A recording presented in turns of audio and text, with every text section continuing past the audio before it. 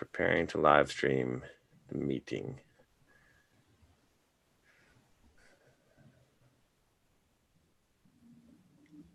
Okay, so we'll just assume, yeah. All right, it shows, I see the little Zoom thing, so looks like it's working.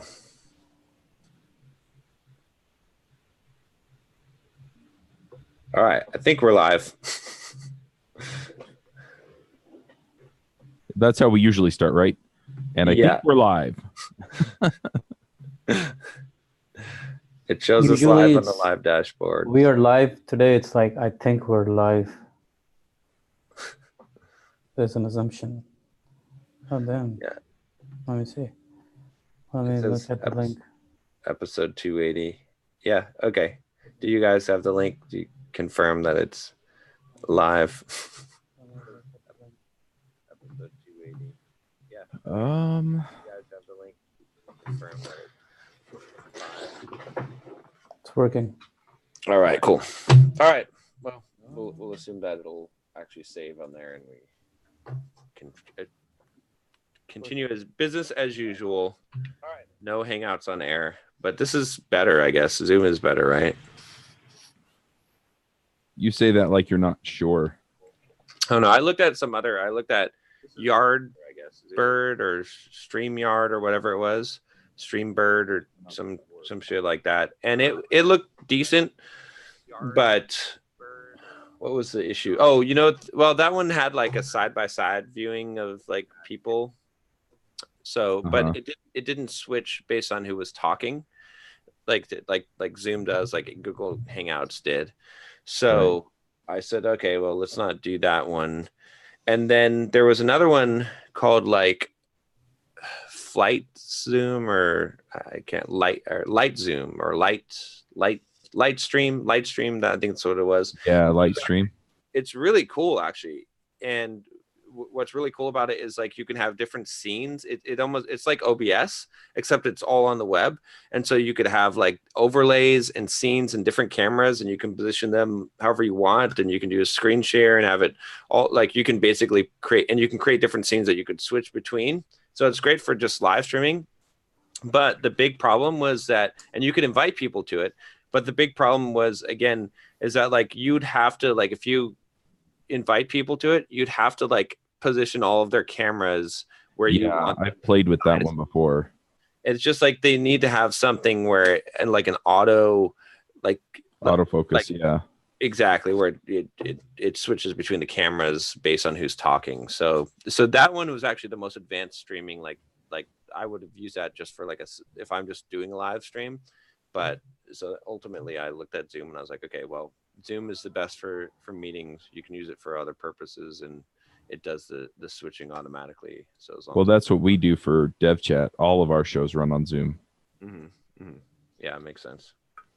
So Zoom looks like the winner for now, at least. So on DevChat, you're doing video recordings, right, Chuck? It does record the video, but I haven't been using the video for any publishing. Do you feel like it diminishes the audio quality of the podcast because yes, it's lower bandwidth as a result? Yeah, you notice I didn't even wait for you to finish asking the question. Yeah, the audio quality isn't as good as I'd like it to be. But it's super easy for the guests and hosts to get on. Well, you can turn off the video and then the audio quality would be much better. Yeah, we've thought about stuff like that, but what? That might just be an assumption. Zoom might have a default compression mode in which I think that's really what the issue is. I think they have some kind of compression to manage bandwidth, and I think that's really what it boils down to. Because yes, I mean, if you turn off the video because somebody is VoIPing or lagging,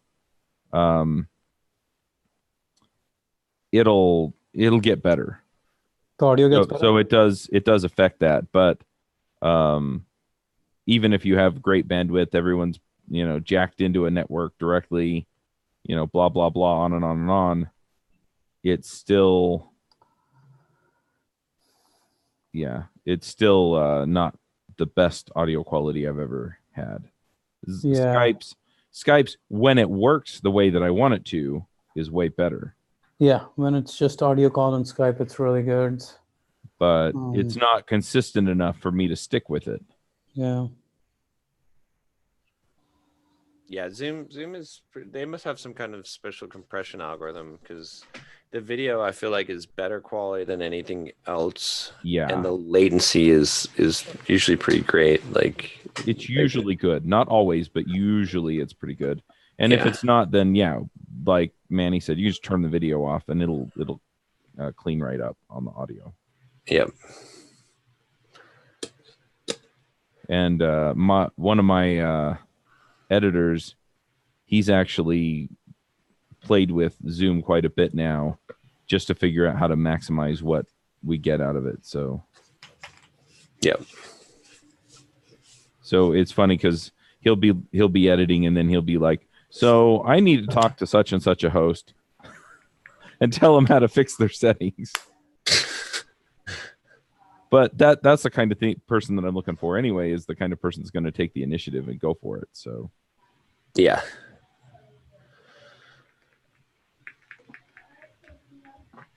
All right. So how's your Bitcoin or blockchain promotion?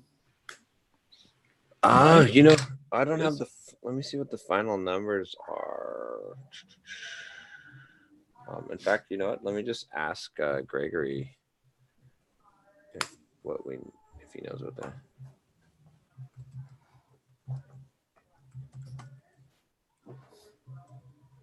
Do you know the Muffin Man?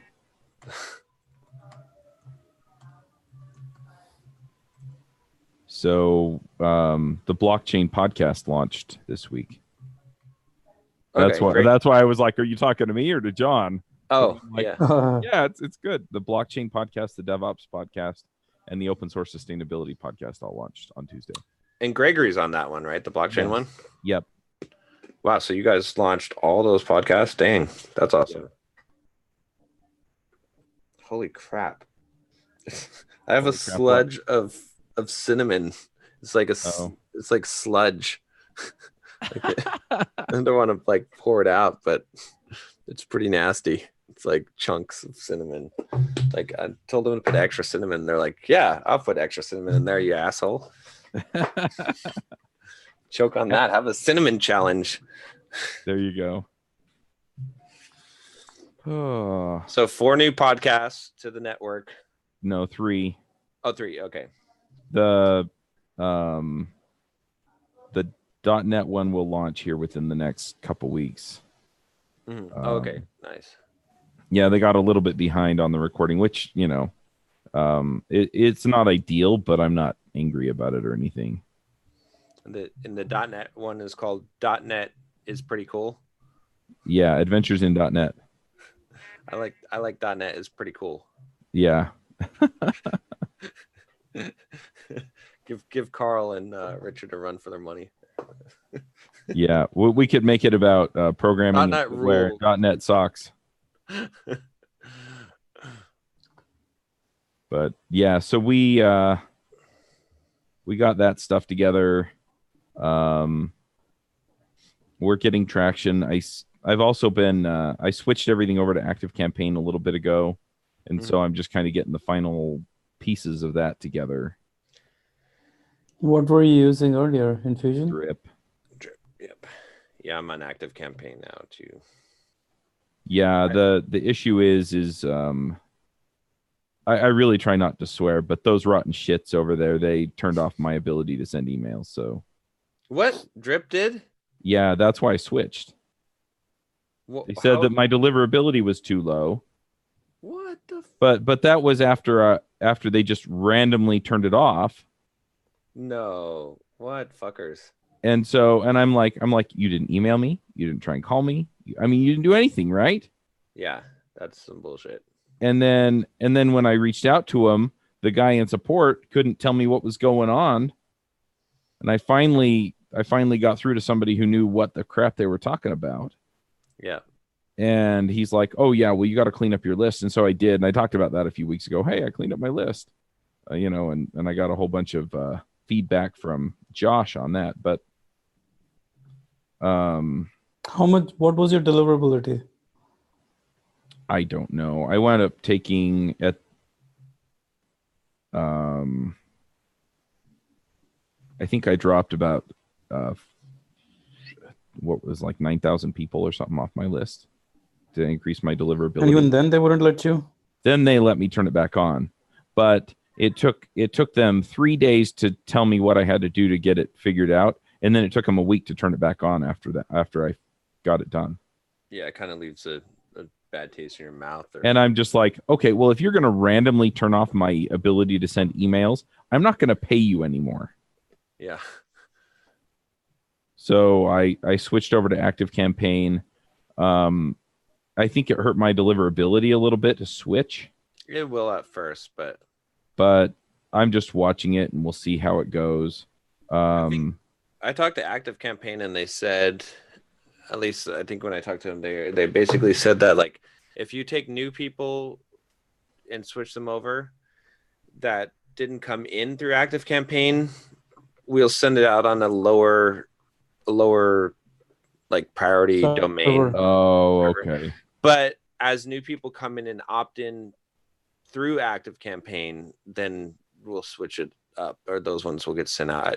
They might divide it out, or maybe they switch your whole account eventually over based on that. But that's, yeah, I'm using it now, and I mean, I'm getting decent enough. Well, okay, so the way that I can kind of, measure it is I have one automation that is basically that they request a playlist download, right? So this is if someone signs up to my list, like from the Stop Being Lazy book, and they go to the download page to get the bonus, right? I'll send my Bulldog playlist. So for that email in ActiveCampaign, the open rate is 78.57%. Oh, wow. And the click rate is 64.29%. So based on that, I would say that the deliverability is good. I just had a bunch of subscribers tell me that it went to spam. And so I just told them, okay, well, can you do me a favor and mark it as not spam? Because they were almost all using Gmail or, Google Apps or something like that. And so, but yeah, it makes sense if they're sending it on their lower priority servers that, yeah, some of those are going to wind up in spam. I'm going to give it a few weeks and see if it gets better. But the other thing is that, so when I moved over 5,200 something emails. And I have the get the episodes in your inbox opt-in on the website, just on all of the different pages for all the different shows. And I'm back up to 11,000 subscribers in like 2 or 3 weeks. Oh, wow. That's insane. And so, yeah, I mean, it's funny because I go in and it shows you like you had, so many people sign up in the last 40 minutes. And, most of the time there are a dozen or so on each of those. And it just, I mean, it's been consistent, coming in.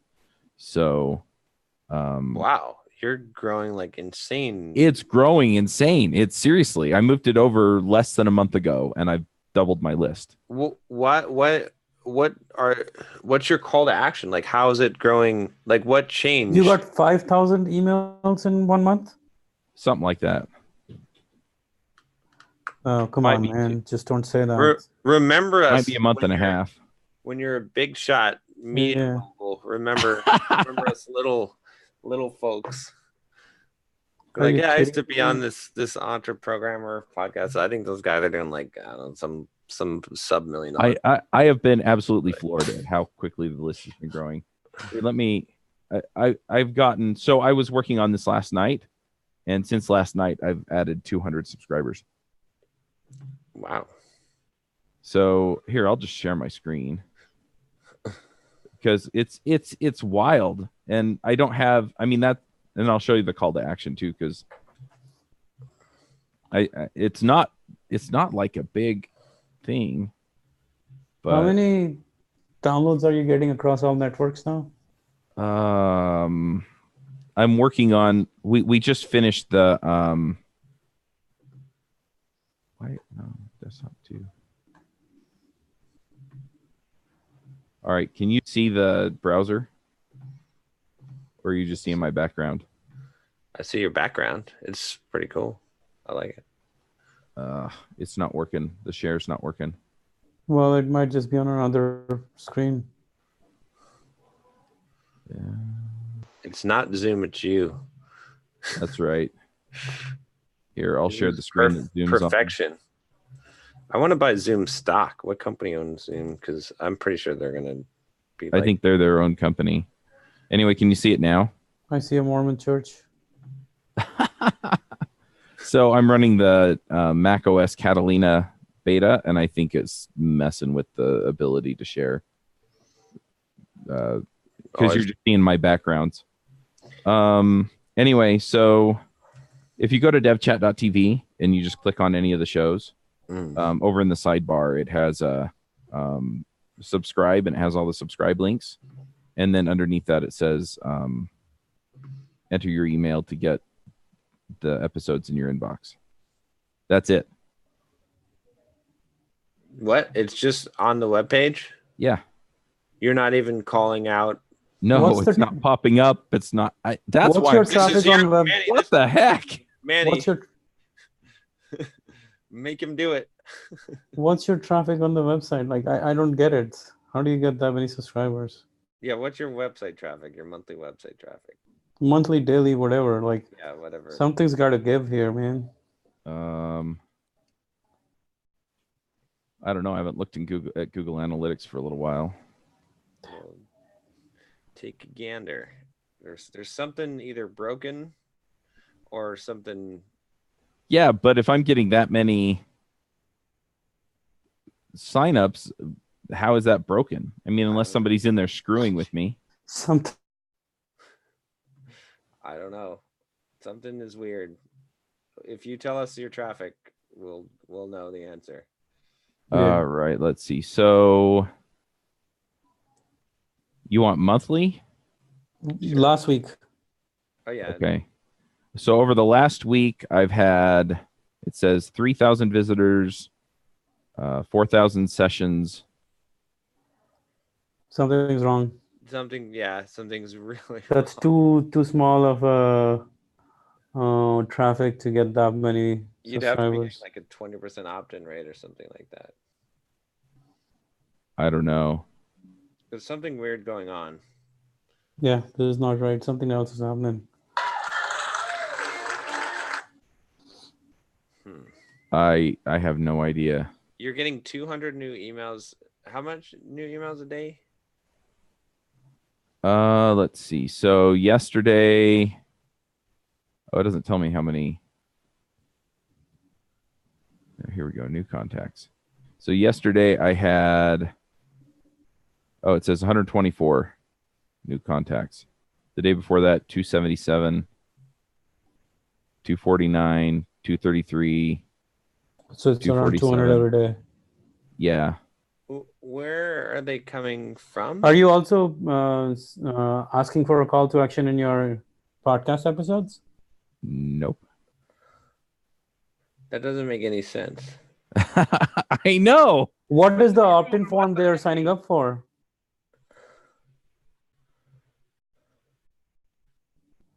Do you know exactly which opt-in form they're signing up for, which lead magnet they're signing up for? Will it tell me? Because I'm using the same form across the whole website. And so I need to switch those out so that it, has a Ruby Rogues form and a JavaScript Jabber form and stuff.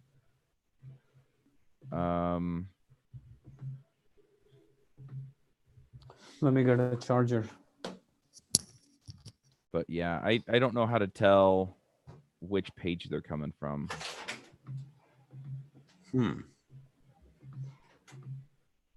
Page or pages. Contact reports. Like it has form performance report in here, but it's not. I mean, you've got Thrive, right? No. Or what? No, it's a static website. But you have something that that measures the opt-in, right? That measures the conversion rate on the opt-in.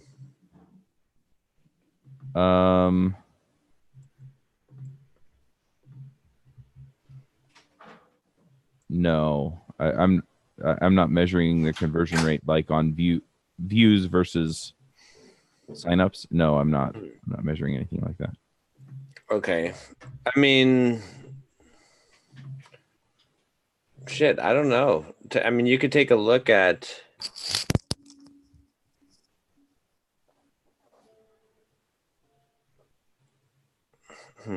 you could take a look at the email addresses and see if they're nonsensical. Maybe someone's spamming you. No, they all look legitimate. I mean, the ones that from yesterday. What's your open rate on those emails? Let's see. The last couple that I sent.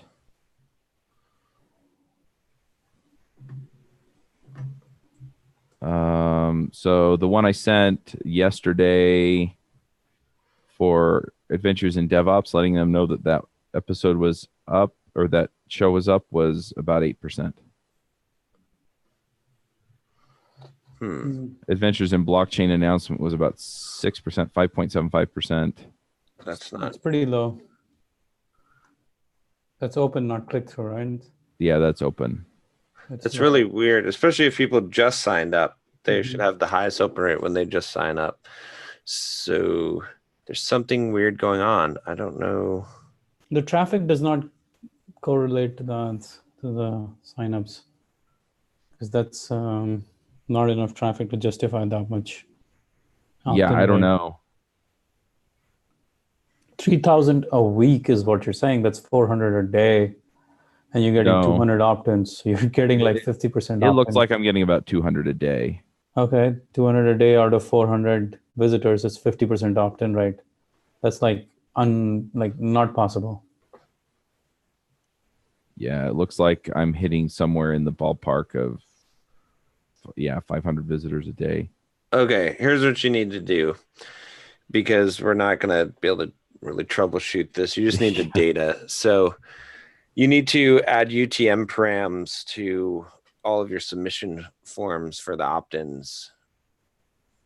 What do you mean? That Google Analytics UTM parameters, so you can see filtered by source and you can get data on how people are, which opt-ins they're taking, and you can compare that so you can see what the conversion rate is. Or what are you using for the actual opt-in? What is the software you're using? Is it just I just put the form directly onto the website. Yeah, use opt-in Monster, or I mean, obviously you're not going to be able to use Thrive because you're not using WordPress, or opt-in, or like what is the landing page? Can I take a look at the landing page? Just go to devchat.tv and visit, or go to javascriptjabber.com.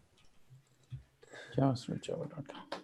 Yeah, switch it to something that you can track some JavaScript. So I can see what page they're coming in on? So you can track the conversion rate. Yeah. But you should, yeah. I kind of need to do that anyway, because if they opt in on any of the JavaScript Jabber episodes. This is so far down below, there's no way this opt-in form gets that kind of conversion. Yeah, get JavaScript Jabber in your inbox. There's not even a pop-up. So there's no. That's why I'm sitting here going, how is it doing this? Where are these email addresses coming from? It doesn't make any sense at all. I don't know. Yeah, I think something is not. And you've looked at these email addresses and they look. Yeah, they all, it's, such and such at gmail.com. And, it's kind of a mix. But a lot of them are Gmail or Comcast or. All right. Here's what you do. All right. Take like 10 or 15 of the email addresses that you get today, and just email them personally and be like, hey, I'm just trying to figure out where you signed up. Can you just give me tell me how you found out to sign up for my email list and what you did to sign up? Yeah. If you do that with about 15 of them, you should have your answer pretty much. Like, Also, you can go into each of those recent email addresses, contacts, and see if they're opening your follow-up emails. yeah. If you look at 10 of them, you should see how many of them are opening your follow-up emails. Yeah. Well, the other thing is the emails that I sent out. I mean, they're not going to appeal to everybody. Not everybody's going to be interested in a blockchain podcast or a DevOps podcast. So, Yeah, but you should have a higher open rate still. Like, yeah.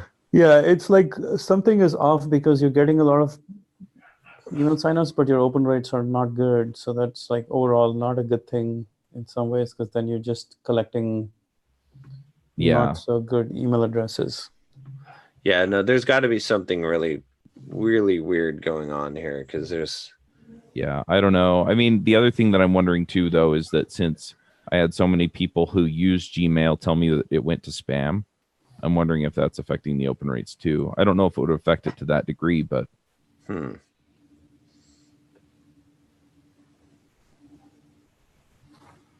By the way, I see that you're now doing twice a week with JavaScript Jabber. Yeah. Boom. How's that going? It's going pretty well. And I actually had, 8 sales calls for sponsorships. Bunch of people are supposed to get back to me today, so I'll probably send a follow-up email this afternoon and again on Monday. So is it going to double your JavaScript Jabber revenue? I hope so. It looks promising. Because a lot of people seem interested in it. 10% of that commission. You had words come out of your mouth. I did all the work, so no. That's exactly the point of IP. Remember?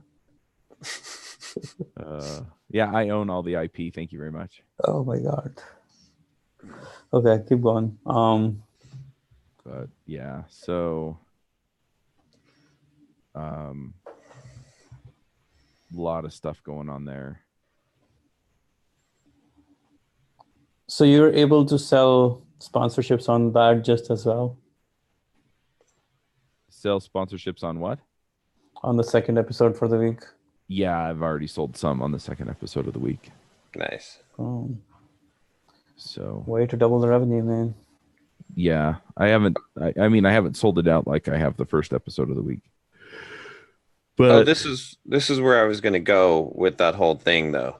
Is okay. So you should be advertising your new podcasts on your old. Yes. Right. Like you should use up the remainders. That's what I'm doing. That's what I'm doing this afternoon. Is I'm going to record all of those ads. Okay. And then yeah. The other thing you should use the remainders for is opt-ins for your email list, but I might hold off on that until you get tracking. You don't need another fucking confusing thing. Yeah. So I did that actually, Manny. I did what you said this week.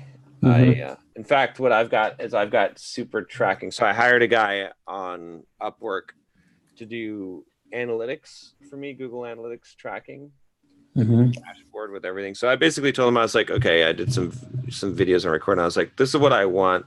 I want you to show, like, I want to see exactly how many people are coming from which sources, what their conversion rate is along each step of the funnel, and the conversion rate per source. Right. So I want to know, do people who come through YouTube, do they convert higher than people who come through Instagram, and what's the rate? Perfect.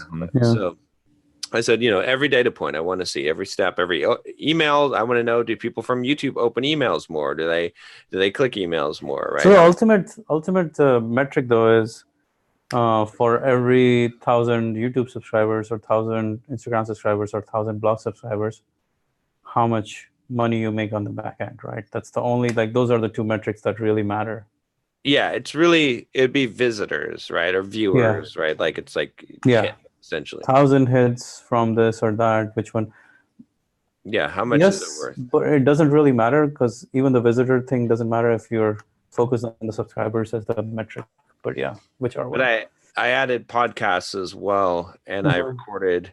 So I re-recorded the intro for the Bulldog Mindset podcast. So it says, go to Bulldog Mindset Quiz, and then I created a mid-roll also that's getting dropped in there, and the same for Simple Programmer. And I created separate UTM params for each one of those. Damn. So I'll directly be able to track that and see how many people are subscribing from there, and also what they're, not just if they're subscribing, but the value of the subscriber. Because that's the one thing, like I felt like with the data that we have is we don't know the value of the subscriber based on the source, and that's extremely valuable. So anyway, I've got him creating the whole dashboard, everything in Google Analytics.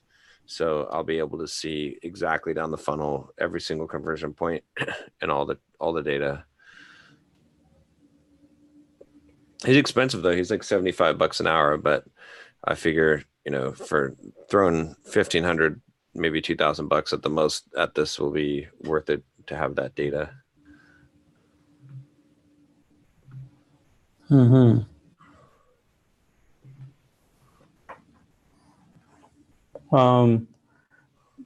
How many calls to action did you put for podcast now?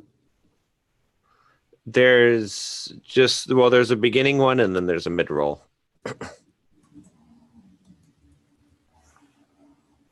it's all just going to the quiz.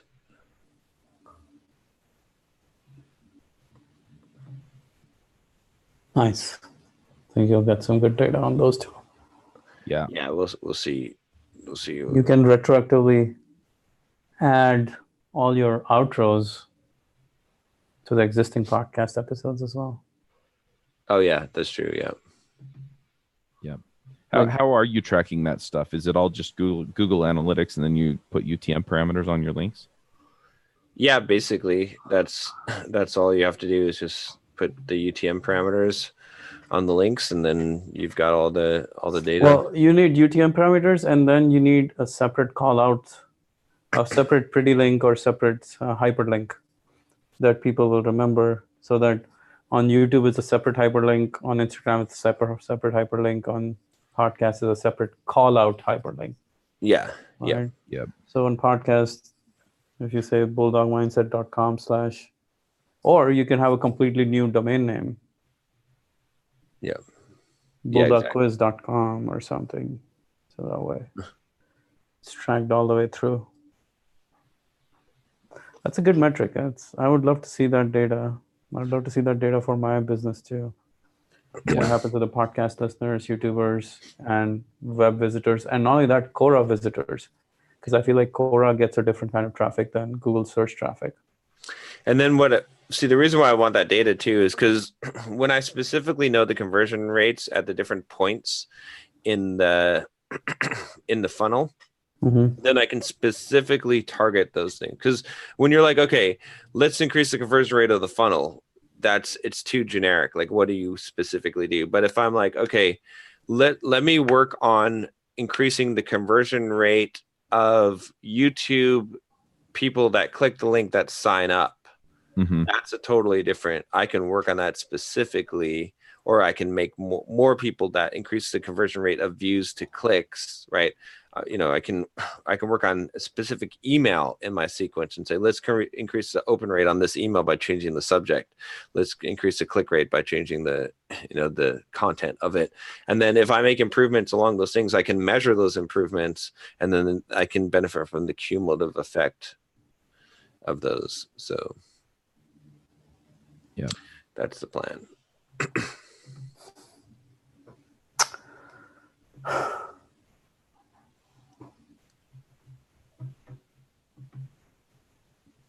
So yeah, it'll be good. It'll be really good to know.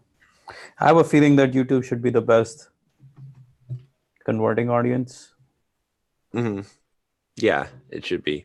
But fuck, man, it's so hard to know, because YouTube isn't always the one with the most money. So then you're like, okay, well, Instagram probably will do well as well.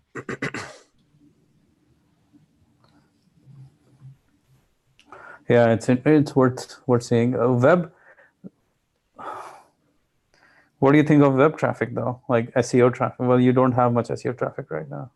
Well, I have a lot of direct traffic, and then the SEO traffic is people searching for Bulldog Quiz. The direct traffic is not good because that's basically your YouTube traffic coming looking for Bulldog No. mindset. It's people actually. Yeah. Some of it's YouTube traffic coming in, but a lot of it is people searching for Bulldog Mindset Quiz specifically. So there's but oh yeah, and then the other thing in other news, I came up with the course for Simple Programmer.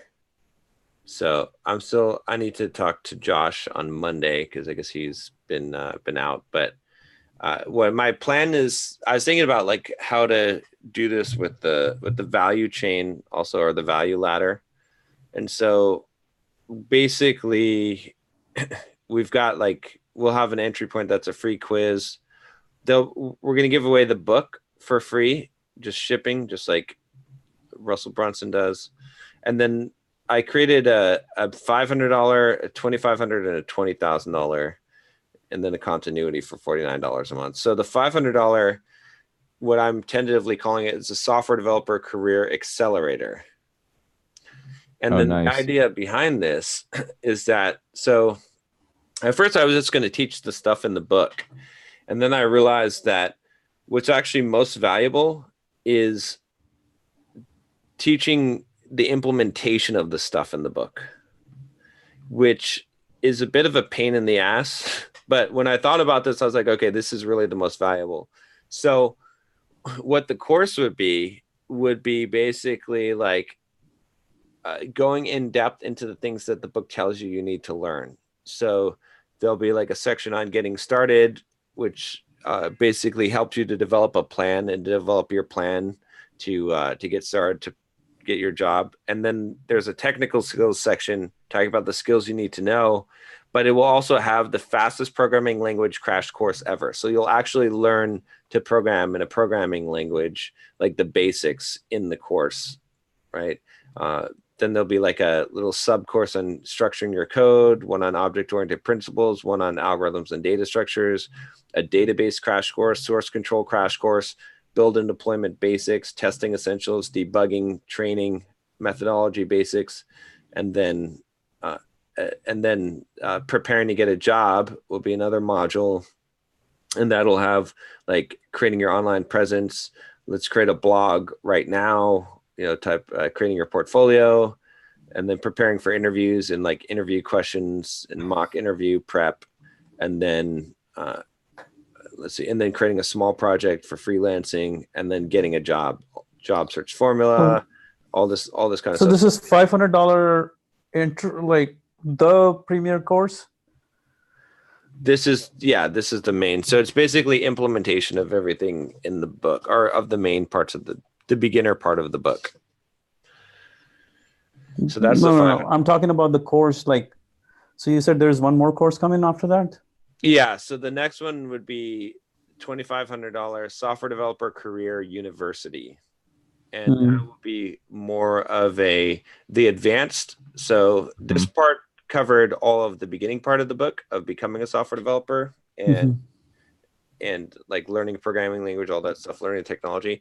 The career university would be for developers that are senior level or mid-level, and it will teach them all the other parts of the book, the implementation of like the social skills, communication skills, all that stuff, but how to market yourself, how to get speaking engagements, how to start a podcast, like all of that stuff, that how to negotiate your raises, and how to be a boss, how to like all the kind of stuff that is beyond that. And then the $20,000 would be the software developer career mastery, which is a mastermind coaching program. Right. And then all of these funnel into a continuity program, which is a $49 a month software developer career network, is what I'm tentatively calling it. So the idea is that the reason why you pay the $49 a month is because it's your network, right? This is building your network.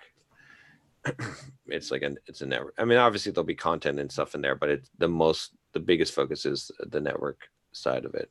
And then the end of the $500 course is a pitch for the next level up. and the community. So like the last module will be like talking about working as a developer, advancing your career, dealing with money, investing and starting your own business, right? And it's just going to basically say, okay, these are the next things that you need to do. And then, but when you're ready for it, here's the next course. And then it'll talk about the community and networking aspects. So it'll sell that continuity.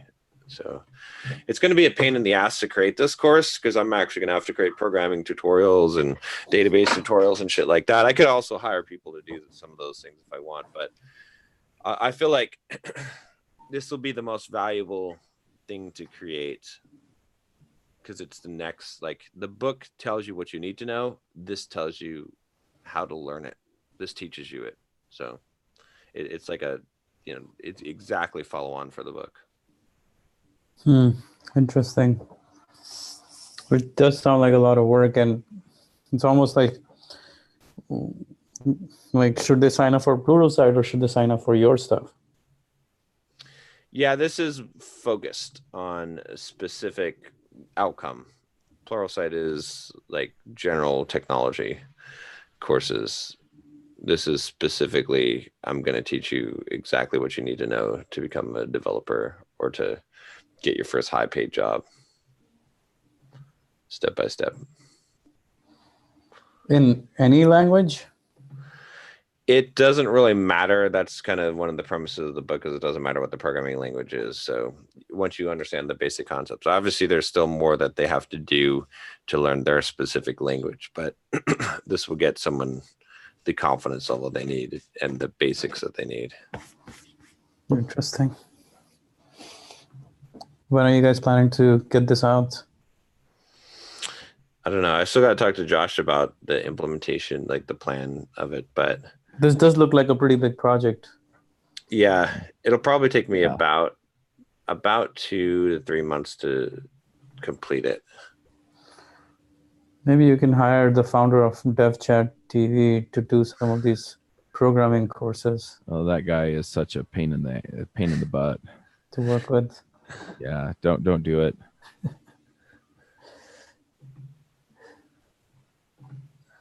It's pretty. It looks like a lot of work, but Yeah, should it be does. worth it. I mean, fuck, even. Yeah, I mean, that's the thing. I thought about doing something more simple that would be easier for me to just bust out in like a week, but it's not. I mean, if I put in the work to actually build this to be what is actually going to be the most beneficial and useful for people, it'll be much better. Yeah. So, and then I'll just get everything directed towards that funnel. And then the big piece of the funnel will be giving away the book, at least for the paid advertising. The book itself already sells so many copies that it's something around like over 1,000 copies a month. So we'll just change all the calls to action in the book to go to basically the learn Course. more. Yeah, exactly. The course funnel. Yep.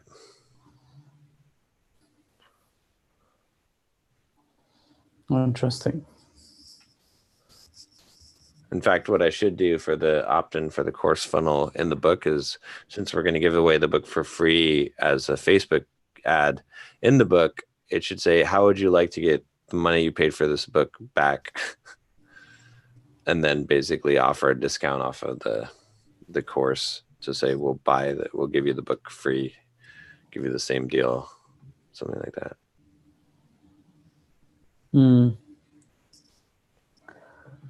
Yeah, I mean, you don't even need Facebook ad for a very long time, because you should be able to just sell to your existing list. Yeah. Your existing list is big enough that you should be able to make this work for a long duration of time. Yeah. And then you can do what... Sounds interesting.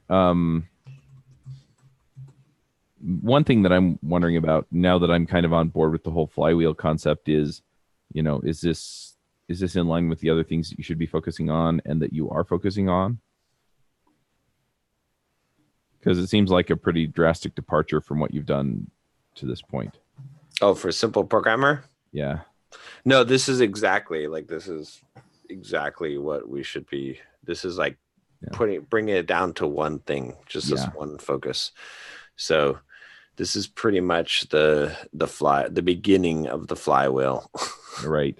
Right well, now. You already have some traction here. It's just, this is different from what you've done in the past. So yeah, right now, the biggest traction we have in Simple Programmer in general is the book, because the book sells over 1,000 copies a month. So the book is the most profitable thing. And so this is the next step, the follow on, right? Like anything. That's why I'm very adamant about like anything that we do has to be a downstream thing from the book, because the book is the thing that's already really successful and doing well. And to not utilize that resources wouldn't be very smart. So right.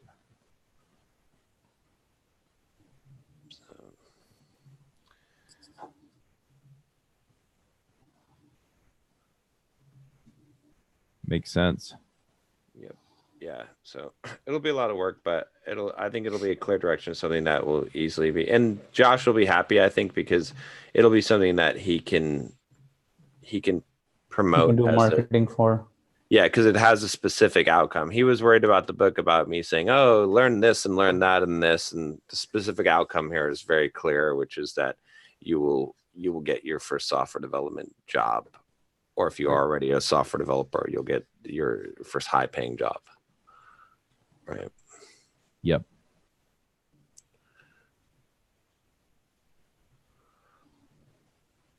It's good. Makes sense. Yep. So, I did I had a podcast interview with, maybe you know him, Chuck. Maybe you followed Jesse Lee Peterson. Oh, he's an interesting character, but his producer reached out to me. I was supposed to go down to LA to like do it in their studio, but I just decided to do it over Skype. But it was pretty interesting. He's this black dude that is, I think he's still a preacher. I'm not sure, but he's a huge Trump supporter, and he is, and he doesn't like black people, basically. Like, oh, that's does funny. not like white people. Huh? Does not like white people or black people? No, he doesn't like black people. Does not like black people. He's black, but he doesn't identify as black because he's not into being black, as he says. So he's pretty funny, very and then he does, I mean, most of his content is on masculinity. So I did like an hour like call in or get as an hour long guest on like his radio. He's got like a live radio show and then video.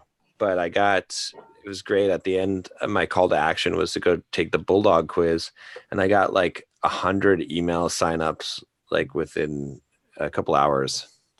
Oh, of it going live. Yep. So nice. Yep. You get the same effect when you go on Dev Chat podcast. You get a lot of sales. Yeah, you get twice that throughput. Mm-hmm. Yeah. You do. You're underestimating it. Hey, so next week for the podcast episode, I actually wasn't sure, are we doing social skills or mental toughness? So I put on titles. Yeah, I was going to bring that up, actually. I'm going to be at Podcast Movement. Ooh. So you may want to reschedule it if you want me let's on do it. it I later. don't know. Of course. Yeah, I don't know if I'm going to be able to be on or not. No. In fact, I know I'm not going to be on because I'm going to be on an airplane. We need you on there. Yep.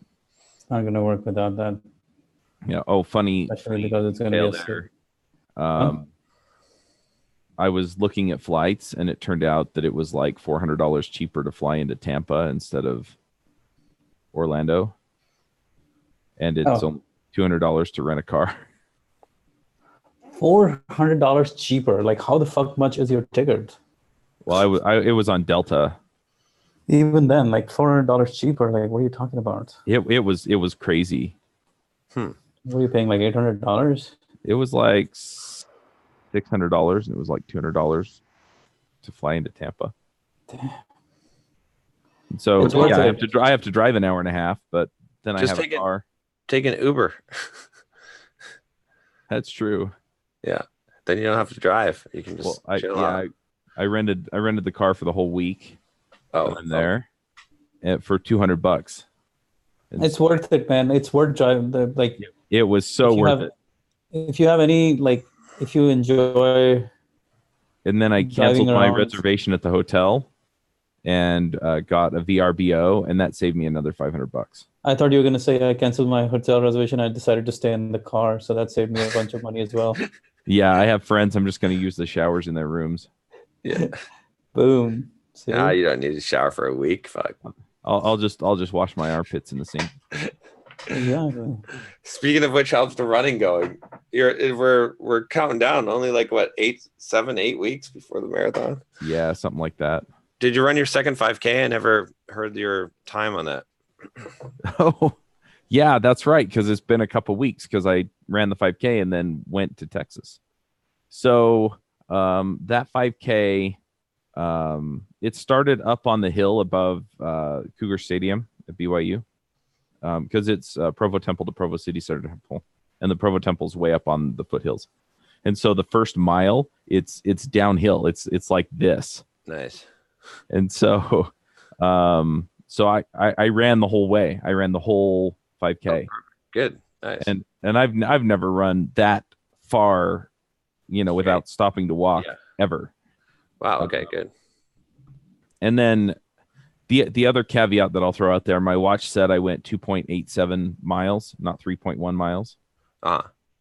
Watches can be off though. So yeah, I don't know if it was the watch or the race, but yeah. So the whole thing was basically downhill the whole way, and the first mile was. Yeah. Well, Yeah, how I does just your coasted. watch measure it? Because usually watches have a GPS. Mine has a GPS in it. okay. So I don't know. But so the first one I ran in Heber, I got a 43-minute time. The second one that I ran in Provo, I got a 33-minute time. 33 minutes. Damn, that's good. Yeah. Nice. That's I mean, even if you like your grade adjusted pace would be like maybe 35 or 36 minutes at the that's what I figured. At the worst, but that's good. That's decent. That'll put you. Would your coach up your training after that? I told her my time, and she hasn't adjusted anything. And the thing is like I had a quality run on Wednesday. Yeah. And so it's do 10 half miles at a 13-minute pace, and usually the quality runs would just totally destroy me. And the last couple of weeks, the quality runs, I just go do them and then come home and go on with the rest of my day. It's not that big a deal. So nice. Oh, good. All right. Well, so I keep pushing her. I'm like, you can push me a little harder. Yeah. And she doesn't. So I don't know. I mean, the slow ramp up is better than, because the thing with it is like once you pass that threshold, like where you get into that, the fatigue is too high. It's just like a downward spiral from there. Like there's no recovering from it. But so what's your longest long run now? I've gone almost 10 miles. Okay, nice. Okay. So you should be. I have an 11-mile scheduled tomorrow. Okay. So I'm guessing that I'm sure she's gonna put you on a 20 near the end, right? Probably like 3 weeks out, or probably. I don't know what the plan is. I'm assuming so. I'm assuming it's going to ramp up to the point where I'm running, however far. But I mean, it's 11 miles, but it's run 4 minutes, walk 1 minute until you get 11 miles. That's the run.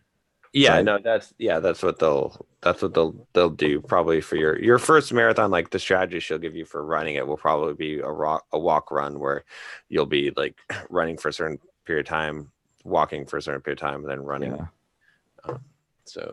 That's awesome. Cool. I did figure out on these 5Ks. So the second 5K, I just ran past the water table. Oh yeah. Because I knew I didn't need the water. The first time I tried to grab some and then drink it on the run and wound up choking on it. Yeah. So I'm like, this is dumb. But I've also started running with water. because it gets warm and stuff. And Yeah. that slowed me up a little bit, but not a ton. But I did feel the difference having that belt with the water on it on my hips. But yeah. But yeah, so that's the deal. I'm not running any more races until the marathon. Yep. Yeah. No, you shouldn't. So good. So. And this 5K, she didn't tell me to run it, but my mom wanted to run it, and so. Yeah. And I looked at my mom. I'm like, "Do you want me to run it with you, or do you want me to just see you at the finish line?" She's like, "You'll run it way faster than I will." So yeah, because I would have just kept pace with her, but whatever. So.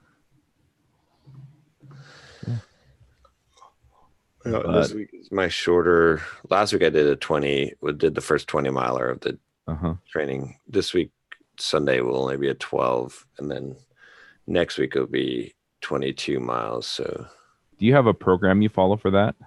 I was doing like the Hal Higdon Marathon and Intermediate 2 program. Okay. But I've modified it slightly towards the end to up the mileage because I'm thinking about doing a 50 miler at some point next year, an ultra. So I figured that would be cool. Yeah. And I really want to push it. I'm really enjoying training, so I'm not going to quit after the marathon. I know a lot of people who they get out there, they run their marathon, and then they just quit.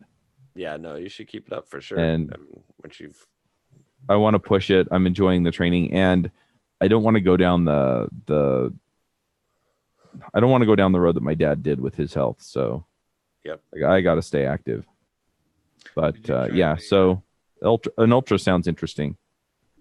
Did you join the Strava group? Did you get I added you to the Bulldog Mindset membership? Yeah, I got the invite and I clicked the link to join. I think I have to get approved.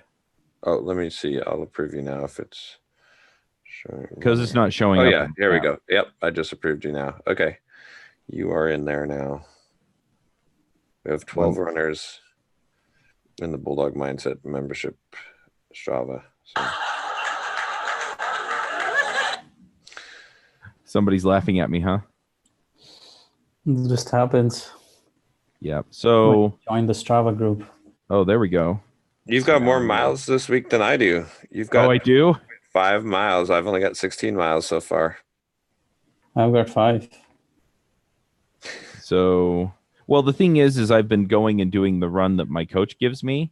Yeah. And because I'm doing 75 hard, I will walk for the rest of the hour and a half. Oh, I see. Yeah, so you're putting some good miles in. So I'm putting on extra miles. I think that's part of the reason why my conditioning is improving maybe a little faster. My coach, because I'm still getting the aerobic building, even if it's not, I'm not running. So, yep. No, that's good. Cool. But yeah, so.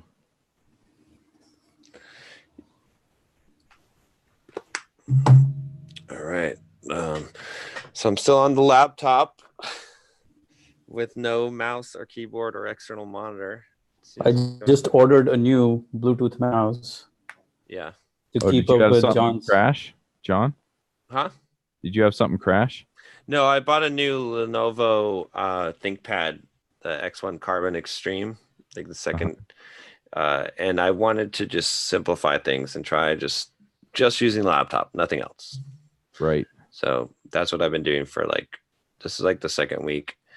I probably will eventually, I don't know, the only issue I have is that the trackpad is not as good as the one on the Mac. Like, it's pretty decent, but what happens with this trackpad, because it's not like a glass trackpad, is that if your fingers are wet at all, it doesn't work.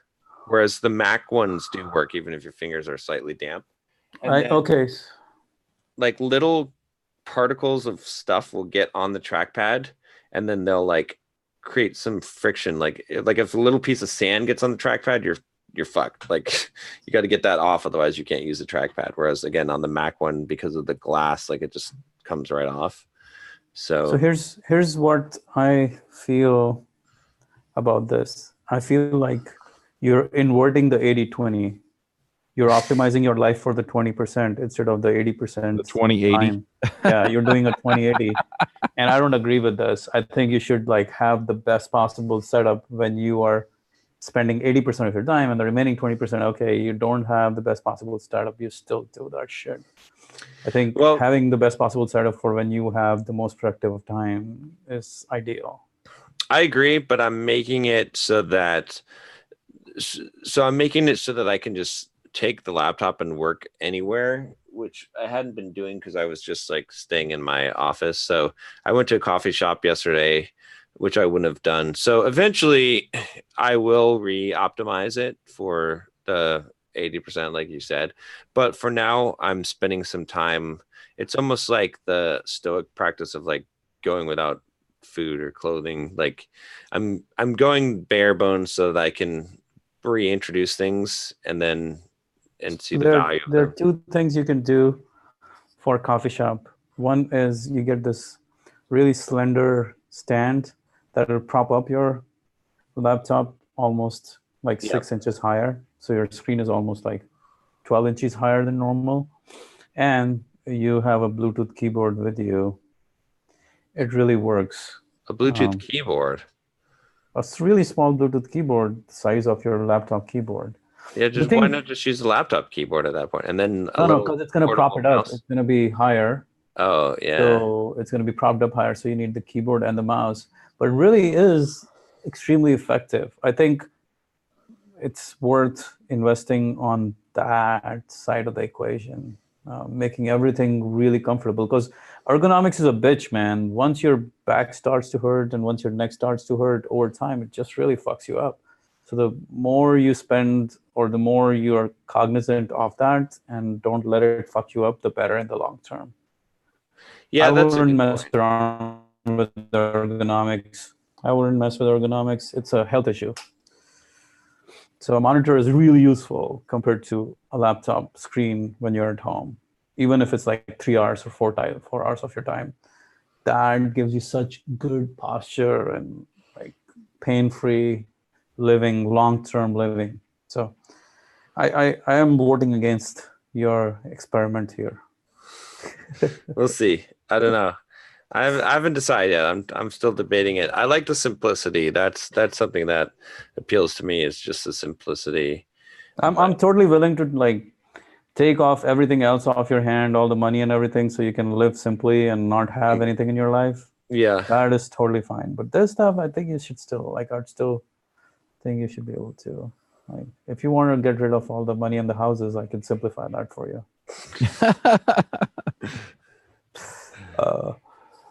Speaking of which, the weekly theme experiment that we're running, or at least John and I were talking about. So I started it this week, except that I got 2 days off because my cousin was visiting.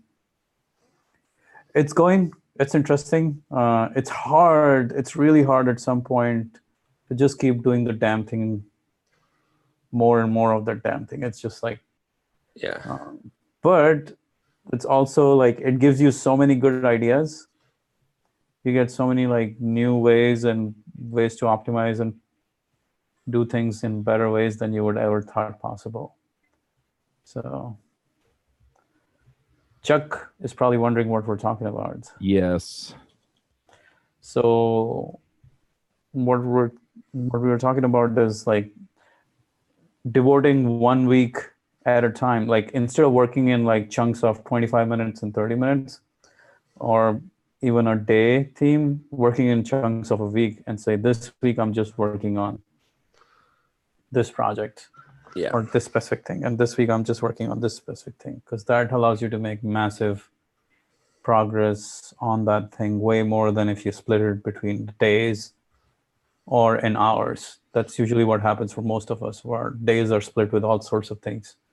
We keep splitting the day every day. It's like Monday, oh yeah, I need to record some video. And Tuesday, oh yeah, I need to record more videos. And Wednesday, oh yeah, I forgot about that part of the video, so I should do that too. And then it's every day, it's like a mishmash of all sorts of things. Right. So the week is quite a lot, but I still think it is interesting. I'm going to do this experiment for the whole month to see what happens. Yeah, I wind up fighting a lot of fires though, and I'm wondering how that would pan out for me. You can always assign XYZ number of hours on a daily basis for Yeah. the fires, for operational issues. That's what we're talking about as well. Like having a couple of hours for fires at the end of the day, but not throughout the day. So you Yeah. And ultimately, every time that you have a fire that you have to fight, it's a failure in your process. Like you can't just cut over to this 100%, but what you can do is you can cut over to this, and then basically you're going to be interrupted to fight fires. And then every time you spend extra time fighting the fire, root causing the fire, and then figuring out how to never allow that to happen again, as far as like your time, right? It's like you can, there's all, it's like the same thing like I was talking about considering all emails a failure, right? When I started treating things like that, then really I got down to the essentials as far as that's the same thing. It's like you're keeping score now. Yeah. So it's the same thing. It's like when you're fighting fires, when you're in firefighting mode, you're like, okay, I just got to fight fires. But if you're like, oh, okay, every time I have to fight a fire, it's a failure, and it's actually costing me because I can't do a focused, then you'll figure out, maybe the fire has to be fought, but it rarely does it have to be fought by you if you have the right process in place.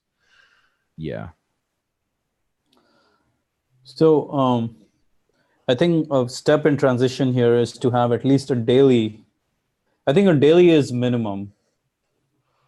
Daily like a major focus for the day. Daily theme, like literally, this is the only thing I do for the day. Maybe you spend an hour in operations or something, but like that allows you a lot of momentum for that day at least. Otherwise, I think you're giving up a lot of momentum building every single day if you're splitting your focus on 5 different things all day long. Yeah, I think there's truth to that. Because the context switching is very expensive. And every time you do that, we're like most of the times we're saying don't do multitasking because you're switching context in between working. That's why Pomodoro is effective, so that you're working on one thing for 25 minutes. But what if you took that to 250 minutes for the whole day, like 10 Pomodoros for the whole day on that same damn focus thing? Yeah. How much more would you get done in that day compared to doing 5 different things? Well, and to some of our past discussions, it's almost like a mini flywheel, right? Yeah. You build the momentum up over the course of the day or over the course of the week. Yeah. And then the next thing and the next thing. It's like you get so many good ideas when you're chewing on that one thing for a long period of time. Yeah. You like begin to come up with new and innovative, and your mind starts to work on that damn thing. So you become much faster at that thing. Yep. So you're thinking about it all day long. Even when you're not working, you're thinking about it because that's the overriding thing that you're working on. So it's constantly on your mind rather than your mind. Like it's like the whole idea in deep work, Cal Newport talks about the idea of attention space, right? So if let's say this is the total amount of attention space you have available at any given day on any given moment, most of the times what happens for people is there's this much space assigned for the task that I was previously working on, this much space assigned for tasks that I plan to work on, this much space assigned for all the trash that's going on around me. And then there's this little space for the work I'm working on right now. But if you make all of your attention space focused on that one thing for the whole day, imagine how much more effective you become, how much more how much more of your brain power you tap into because all of your attention space is not dedicated to that one thing. Yeah. Well, I mean, you see this concept in a lot of other areas too. For example, you've got getting things done. He talks about, how the having that system and having everything in its place, essentially, it frees up that space because you're not worried about those things anymore because you know that you'll get back around to it because you have a system for it. And again, just, opening up that focus in all these different ways, they all talk about that mental space and how important it is. So, yeah. I mean, whoever can afford to have that mental space will ultimately win in that game. I think that's the other way to look at it. Yep. What we're talking about, interruptions and all that stuff. Well, if you can afford to pay for someone to handle those interruptions, you're winning. Yeah. Because you're going to produce. That's what I'm working on. Yeah, because you will win, because now you're going to produce, like, the more extended period of time you get, the higher your focus becomes, the higher your output becomes. So the longer the duration of time you have on the task, the higher. It's not just a linear. It's not like, okay, I have X time, so my output is this much. It goes much faster than that. Yep. Because of the sustained focus on that thing. Yeah. I'm reading Atomic Habits. Mm-hmm. And, it's the same kind of deal there, where he talks about, you make that 1% improvement every day, and then you wind up, making 37 times, better over the course of. But here's the funny part about it. It's not possible to make 1% improvement every single time. If you come back to that thing every 5 days or every few hours or something like that, then you will lose that momentum. So momentum building happens because you're doing it consistently day in and day out. Like, you're repeating that damn thing. So whatever you're working on, you're improving it consistently, then it's going to happen. But if you're splitting your focus, it's not going to happen. Yep, I agree.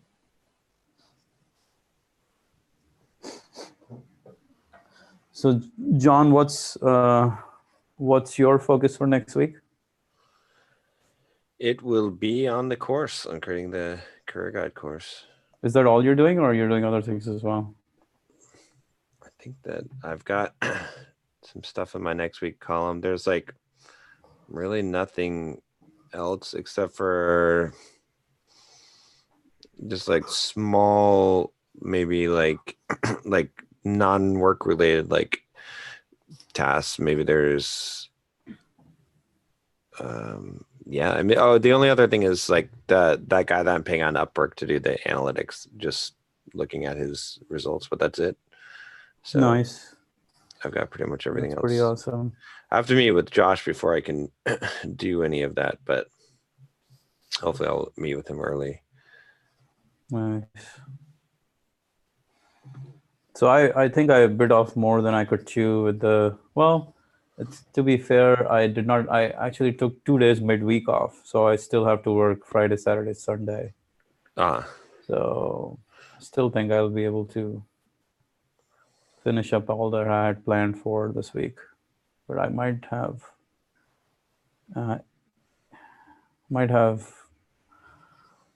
overestimated what I could do, which is interesting. But this week has all been YouTube. But if I can't get to doing enough of podcast stuff, I might just do next week dedicated to podcast and just streamlining the fuck out of that and like recording episodes and like just doing all of that. And the week after, going back to course material. Oh, that reminds me of something else that I ran across. I was talking to, because you're talking about the podcasts, and your podcasts are probably focused around the kinds of people that you're trying to reach. And I was talking to some folks and realized that I have a specific group of people that I'm trying to reach that I don't have a podcast for, and that's people who are marketing to developers and technologists. And so I think I'm going to start producing a podcast for that group and just answering all the questions I get during my sales calls. Yeah, that's not a bad idea. How big is that group of people? I mean, it's not going to be incredibly large, but nobody else is doing it. And I wind up, especially when I go to the conferences and stuff, then I can introduce myself. I can talk about what we do at DevChat, but then I can also let them know, hey, if you're marketing to people who come to a conference like this, I have a whole podcast about that. And I can get them on board that way. And then when they come and they, we do a marketing call or something, then instead of, talking about, oh, hey, well, who are you and what do you do? it's then it's a conversation more along the lines of, well, I already know you and I trust you. Yeah.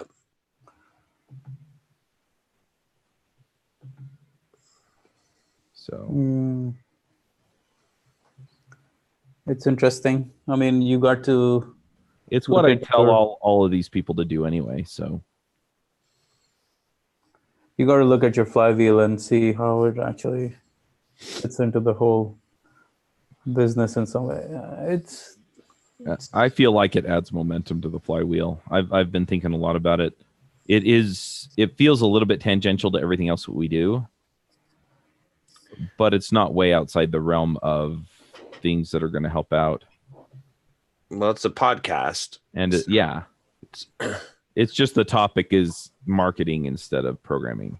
Yeah. But the flip side of that is that it's specifically designed to help bring people in, and so it's a marketing effort on behalf of the company. And if you ever want to do a podcast on books programmers should read, we could talk. Non-technical books programmers should read. I'm open to that. All right, I'm open to that too. Yeah, I'll give you the same deal I've been giving all the other people. That what the fuck is that? So I've had 2 out of the 8 calls that I did this week. They were talking seriously about actually having their own podcast on devchat.tv that reaches, again, that constituency that they're trying to reach out to. And, and so it's like, it's not going to be the, whatever the company name podcast is, it's going to be the, software testing podcast or this podcast or that podcast. And we're going to talk about all of the stuff in the space. And then occasionally, the conversation is going to stray back to us. And so it's content. It's not marketing content per se. Yeah, I mean, it is content. That's not a big deal. But yeah, so I just basically told them, look, it's $2,500 a month to have that podcast. And if you're open to sponsorship, then, once we get enough sponsors to cover that, then you don't have to pay me anymore. Oh, hang on. I have to pay you now? Yeah. No. You have to pay me. I think you got it wrong. Shit. You have to pay me to be able to do that, to help your programmers. You're gonna make me pay you to help you build your business? No, to help you build your business. No, I don't think you understand how this works. I don't think you're understanding how this works. This is interesting. Yeah. But if with a couple of these folks, it looks like one of them, they were like chomping at the bit wanting to do it. And so, if I get 2, 3, 4 of these podcasts rolling where they're paying me $2,500 a month to produce the show, and they're going to help me reach out to their friends who aren't their direct competitors to sponsor the show, it's a big win for me. But the other thing is then, they gain credibility with their constituent audience. What are they getting out of it? I'm really confused. What they're getting out of it is they are getting to connect with and have conversations with people who are in the space. Which I could do any given day, but why is it that they have to go through DevChat to do that? Because I provide them with all the infrastructure that they need to run the show. They don't need to or want to know any of that stuff. And they get the cross promotion from the podcast network. Okay, well, that's not the value add for me that I was looking for. But good idea. I think it works for others in your space, probably not for someone like me. Yeah, if you're capable and willing to do the work, it's not a big value add. Like I already do for them, podcast, so for me to do another podcast is not a big deal. Yeah, it's exactly. Just for them, it's we don't want to figure this out, so whatever. But then I'm also I've had conversations with Kent Beck and a friend of his, Uncle Bob Martin and Michael Feathers, about possibly doing podcasts with them and bringing them onto devchat.tv. and I have an inquiry out to Martin Fowler.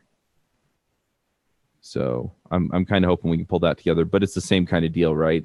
They just want to, these are the people we want to talk to, and then show up and record, and that's all they want. And I can easily. And what do they get out of it? They get basically they get to build their personal brands, and they get to have conversations with interesting people, and that's more or less what all of them have said they want out of it. And then they're like, and then if there's some revenue off of it, bonus. But that's not the main reason they're doing it. So, yeah. So I just said, look, we can just, because they're like, so how would we split the money after we cover all the production costs? And I said, yeah, we can talk about that and probably get it in writing, and then yeah. But interesting. Anyway.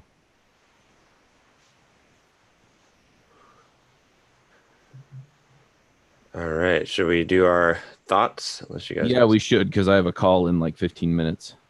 That's good.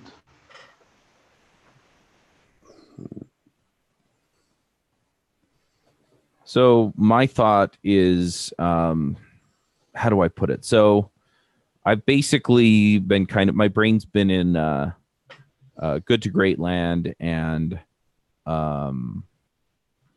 now in Atomic Habits land. And it feels like Atomic Habits is a lot of how you get that flywheel spinning. The good to great, in the book, he talked about how a lot of these companies, it takes 4 or 5 years to get up enough momentum to become a great company. And that kind of gave me some perspective too, because I've always been the guy that was jumping on this thing because, in 6 months it's going to pay off big, big, big.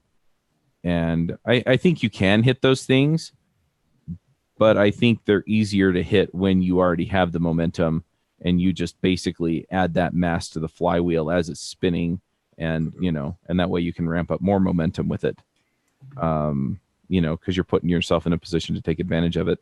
And the Atomic Habits, I'm just looking at these. Some of the improvements are going to be massive, but just doing the things that need doing every day to get that momentum up and build it up and keep it going. And so, I'm looking at, blogging or emailing the list, or, specific things that I do every week or every day. And, just kind of figuring out what those things are that I can push on a regular basis to keep the momentum building. And it's kind of interesting how the two play together. But yeah, just thinking through all that stuff. And again, the same thing with the podcast, right? Is if I put a podcast out every week for the marketers, then I can build up that momentum because I'm building credibility, I'm building expertise, I'm talking to people. And that gets me up to the place where, it becomes easier then to, bring the things into the system that I need. So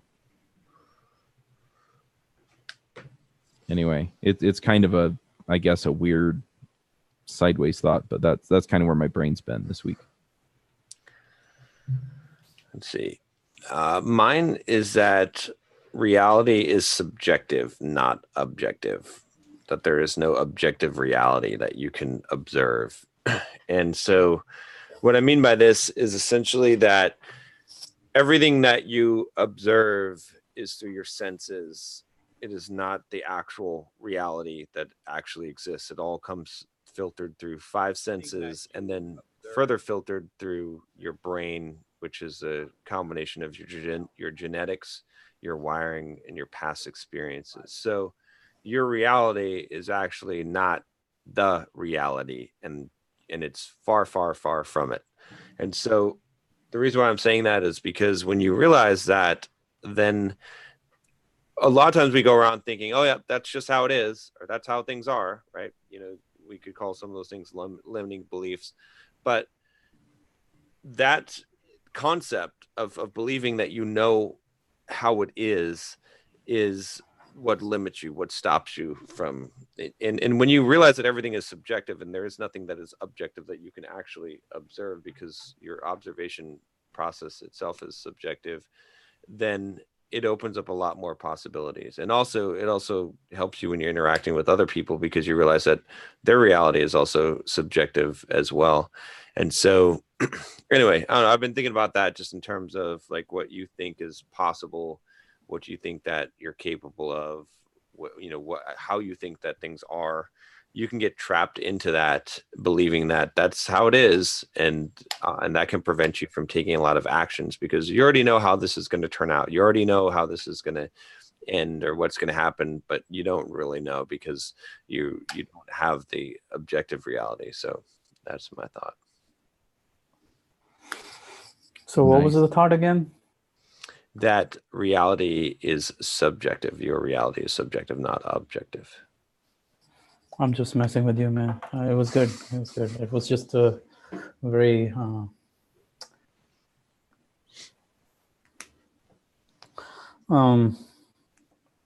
my thought is that there are a lot of times in life you get thrown off your groove because of something that happens, and you give it a lot of attention and a lot of attention space and all those things, and you chew over it and you mull over it and you think what you should do and blah blah blah, or what you could have done. But the biggest thing is to always think how useful is your time, or how valuable is your time, and how much you should be spending it on the few things that you care about, and not letting everything else even get on your radar. And even if it gets on your radar, you just have to let go very quickly. So you have to develop the habit of letting go of shit very, very, very quickly. There's only a few things that are important to you. Everything else is almost like useless.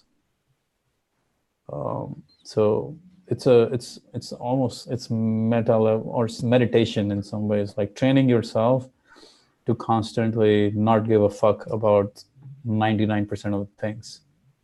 Like, we give a fuck about way too many things than we should be giving a fuck about. Things that are not worth more than $20, $30, $40, $50, $100, $200 compared to what's important to us in the business or in life in some ways. So constantly training ourselves to let go of unimportant stuff, of things that we think are important but actually are not important at all. Mm-hmm. Yep, 100%. All right, guys. Well, see you next week. Hopefully this works looks like the YouTube live worked. So it looks like we've got our solution. I did. I was one of the 2 people who was watching it. Okay. Yeah, I'm gonna have to look into. Yeah, if you just need a pro account, I'll have to look into running it for the dev chat shows, because I thought I had to run a webinar for that. So nope. Just got to change it in the settings to turn it on. So, all right, guys. Good. See you next week. All right. Later.